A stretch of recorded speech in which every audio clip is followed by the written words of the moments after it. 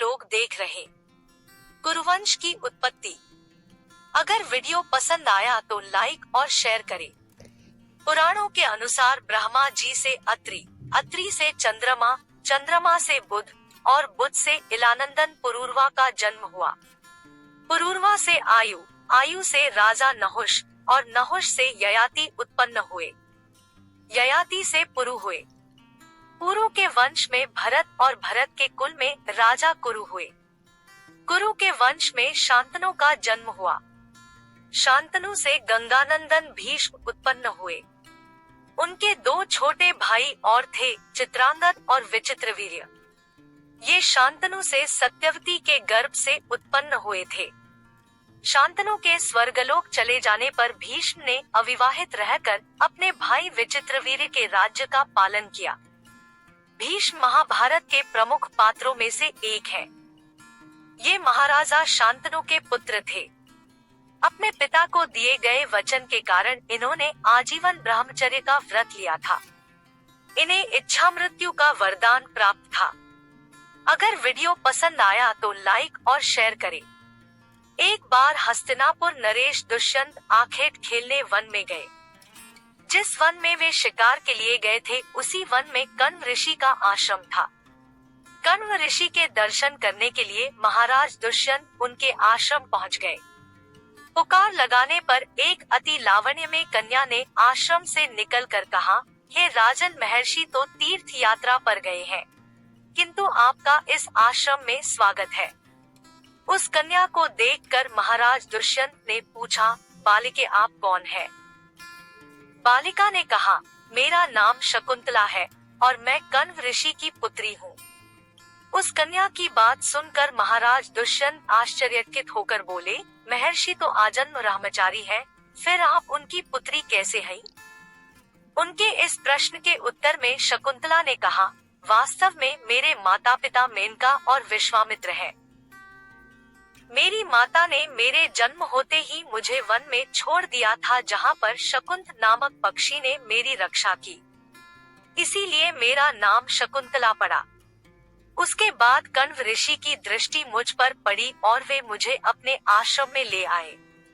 उन्होंने ही मेरा भरण पोषण किया।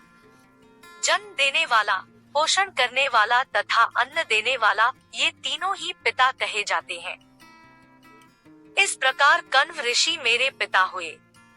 शकुंतला के वचनों को सुनकर महाराज दुष्यंत ने कहा, शकुंतले, तुम क्षत्रिय कन्या हो। यदि तुम्हें किसी प्रकार की आपत्ति न हो तो मैं तुमसे विवाह करना चाहता हूँ। शकुंतला भी महाराज दुष्यंत पर मोहित हो चुकी थी, अतः उसने अपनी स्वीकृति प्रदान कर दी। दोनों ने गंधर्व विवाह कर लिया। कुछ काल महाराज दुष्यंत ने शकुंतला के साथ विहार करते हुए वन में ही व्यतीत किया।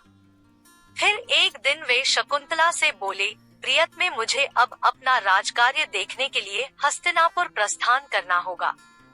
महर्षि कण्व के तीर्थ यात्रा से लौट आने पर मैं तुम्हें यहाँ से विदा कराकर अपने राजभवन में ले जाऊंगा।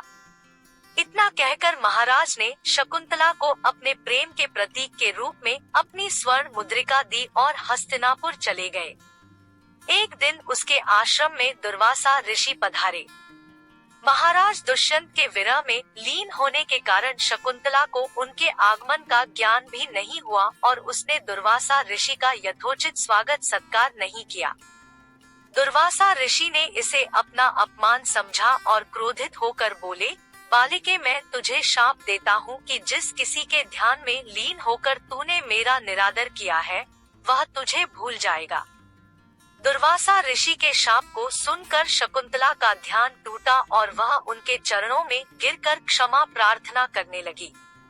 शकुंतला के क्षमा प्रार्थना से द्रवित होकर दुर्वासा ऋषि ने कहा, अच्छा, यदि तेरे पास उसका कोई प्रेम चिन्ह होगा तो उस चिन्ह को देख उसे तेरी स्मृति हो आएगी।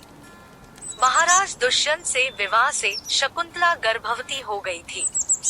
कुछ काल पश्चात कण्व ऋषि तीर्थ यात्रा से लौटे तब शकुंतला ने उन्हें महाराज दुष्यंत के साथ अपने गंधर्व विवाह के विषय में बताया। इस पर महर्षि कण्व ने कहा, पुत्री, विवाहित कन्या का पिता के घर में रहना उचित नहीं है। अब तेरे पति का घर ही तेरा घर है। इतना कहकर महर्षि ने शकुंतला को अपने शिष्यों के साथ हस्तिनापुर भिजवा दिया। मार्ग में एक सरोवर में आचमन करते समय महाराज दुष्यंत की दी हुई शकुंतला की अंगूठी, जो कि प्रेम चिन्ह थी, सरोवर में ही गिर गई। उस अंगूठी को एक मछली निगल गई।